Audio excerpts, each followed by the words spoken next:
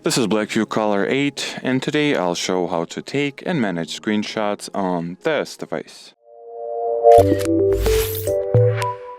So at the start, I will show all available screenshotting methods. So first, simultaneously press volume down and power keys.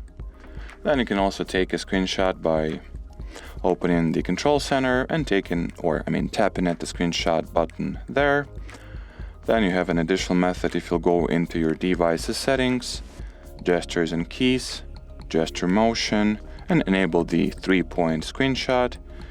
You will also be able to take a screenshot by making the following 3-finger slide down gesture. Now, in order to take a long or scrolling screenshot, simply take a regular one. Here, the particular method you will do that with doesn't matter at all. Just take a regular screenshot, then press the long screenshot button, and then click at the scrolling area to finish the screenshot, or finish taking a screenshot rather. Here you can crop it even further, edit it, mark it up, share it, and so on.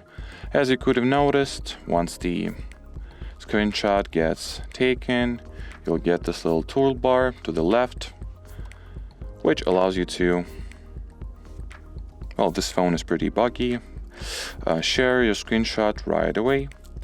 Then you can also start editing the screenshot right away by simply tapping on it. As you can see, my system is all over the place, but I hope it's not the same in your case.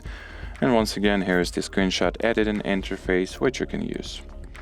Here you can also make a partial screenshot by simply cropping a regular one.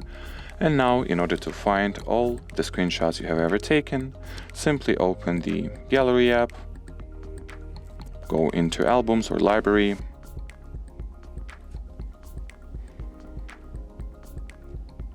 and as you can see, all the screenshots are getting saved to their separate designated screenshots folder.